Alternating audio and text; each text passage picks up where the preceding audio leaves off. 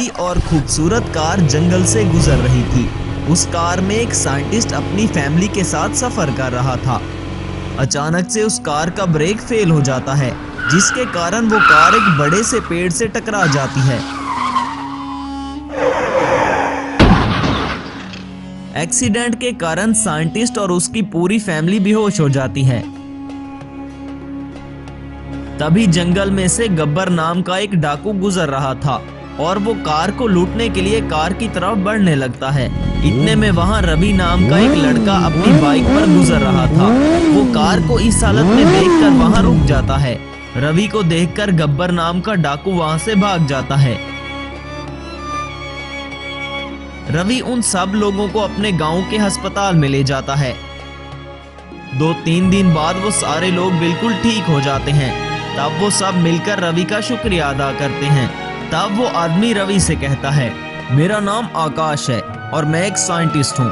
तुमने जिस तरह से हम सब की जान बचाई, मैं तुम्हारा ये एहसान जिंदगी भर नहीं भूलूंगा। ये सुनकर रवि ने कहा, अरे सर, इसमें एहसान की क्या बात है। इंसानी जान बचाना तो हम सब का फर्ज है। अगर आप मेरी जगह होते तो आप भी यही करते। तब आकाश ने कहा, मैं तुम्हारी जगह होता तो शायद तुम्हारा इतना ख्याल ना रख पाता, लेकिन हाँ, तुम पर कभी भी कोई भी मुसीबत आए तो मुझे याद रखना। ऐसा कहकर आकाश वहाँ से चला जाता है। इस बात को कई साल बीत जाते हैं। रवि श्यामपुरा नाम के गांव में रहता था। श्यामपुरा गांव में एक बहुत बड़ी मुसीबत आ जाती है और गांव के पास एक जंगल में बड़ा सा गड्ढा बन जाता है। इस बात का पता गांव वालों को चलता है तो सब गांव वाले इस गड्ढे को भरने की कोशिश करते हैं, क्योंकि वो गड्ढा बढ़ते ही जा रहा था और गांव के पास आते जा रहा था। गांव वाले जेसीबी की मदद से उस गड्ढे में मिट्टी डालते हैं, लेकिन वो गड्ढा बिल्कुल भी भरने का नाम नहीं ले रहा था। एक दिन अचानक उस गड्ढे से एक वाटरमेलन मॉन्स्टर बाहर आता है। जैसे ही वो शैतान बाहर आता है, वो गड्ढा अपने आप ही भर जाता है। देखने में ऐसा लग रहा था जैसे यहाँ कभी कोई गड्ढा था ही नहीं। अगली सुबह जाकर गांव वाले देखते हैं तो उनको वो गड्ढा दिखाई नहीं देता। तब सब गांव वाले बहुत खुश हो जाते हैं कि चलो, इस मुसीबत से तो जान छूटी। लेकिन ये कोई नहीं जानता था कि असल मुसीबत तो अब इस गांव में आने वाली है। अगले दिन वो वाटरमेलन मॉन्स्टर गांव में घुस आता है।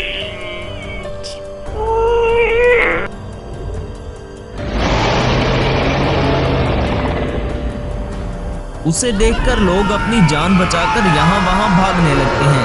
वाटरमेलन मॉन्स्टर इतना विशाल था कि उसके सामने सभी इंसान एक चींटी की तरह लग रहे थे। वाटरमेलन मॉन्स्टर पूरे गांव में तबाही मचा रहा था।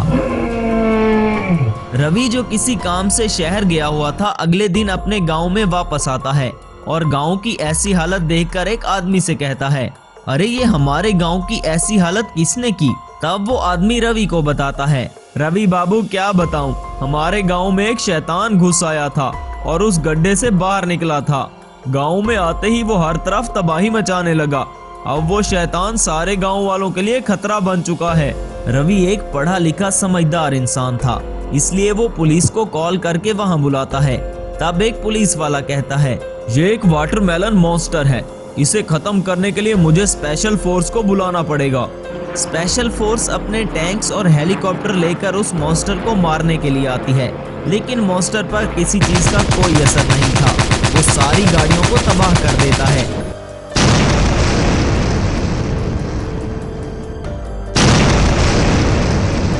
ये सब देखकर रवि को उस आकाश नामी साइंटिस्ट की बात याद आती है।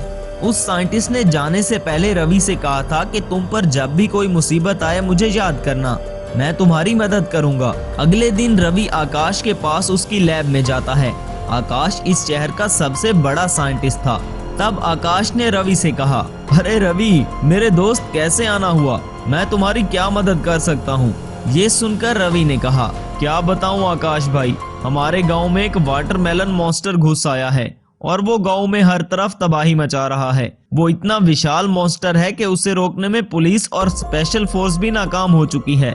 मैं आपके पास इसलिए आया हूं क्योंकि आप एक साइंटिस्ट हैं और आपने कहा था कि जब भी मुझ पर कोई मुसीबत आए तो मैं आपके पास आ जाऊं। ये सुनकर आकाश ने कहा, तुमने बहुत अच्छा किया रवि, जो यहाँ आ गए। मैं इस वाटरमेलन मॉन्स्टर को रोकने के लिए अपनी लैब में एक विशाल रोबोट बनाऊंगा। मुझे पूरी उम्मीद है कि मेरा बनाया हुआ रोबोट उस वाटरमेलन रोबोट को खत्म कर देगा। तुम चिंता मत करो। आकाश अपनी लैब में एक विशाल रोबोट बनाना शुरू कर देता है और आखिरकार एक विशाल रोबोट बनाने में कामयाब हो जाता है।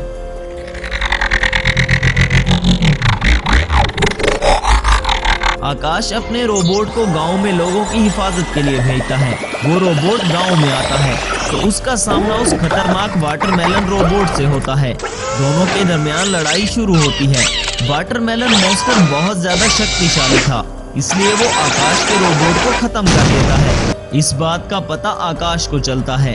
तब वो सोचता है, वो वाटरमेलन मॉन्स्टर तो बहुत ज्यादा खतरनाक निकला। उसने मेरे विशाल रोबोट को डिस्ट्रॉय कर दिया। ये गांव वालों के लिए अच्छा नहीं हुआ। तब रवि वहां आकर आकाश से कहता है, आकाश भाई अब क्या होगा? उस खतरनाक मॉन्स्टर ने आपके भेजे हुए रोबोट को भी खत्म कर दिया। अब हम आम इंसान उसका मुकाबला कैसे कर सकेंगे? तब आकाश ने कहा, तुम घबराओ नहीं रवि, आखिर मैं भी एक साइंटिस्ट हूँ। इस मॉन्स्टर को मारने का कोई न कोई तरीका तो ढूंढ ही लूंगा। तब से आकाश एक नए सिरे से अपनी रिसर्च को शुरू कर देता है और दिन रात अपनी लैब में काम करते रहता है। आखिरकार उसे एक फार्मूला मिल ही जाता है और वो अपनी लैब में एक सुपर ट्रक लेकर आता है और उस पर कुछ एक्सपेरिमेंट करने लगता है। आकाश अपने उस ट्रक को जायंट रोबोट में ट्रांसफॉर्म कर देता है। आकाश अपने सुपर ट्रक में एक पावरफुल चिप लगाता है जिससे वो रोबोट बहुत ज्यादा शक्तिशाली हो जाता है। सुपर ट्रक रोबोट एक हाई टेक रोबोट था और एक्टिवेट होते ही वो बोलने लगता है और कहता है, बोलिए सर, मुझे क्या करना होगा? मुझे क्यों एक्टिवेट किया गया है? तब आकाश ने कहा, तुम्हें एक खास मकसद के लिए बनाया गया है। पास वाले गांव में जाकर तुम्हें एक वाटरमेलन मॉन्स्टर को खत्म करना होगा जो सब लोगों की जान ले रहा है। सुपर ट्रक रोबोट उस गांव में जाता है और वो इस वाटरमेलन रोबोट को ढूंढने लगता है। जायंट वाटरमेलन मॉन्स्टर और सुपर ट्रक रोबोट में खतरनाक जंग होती है। 3, 2, 1, fight!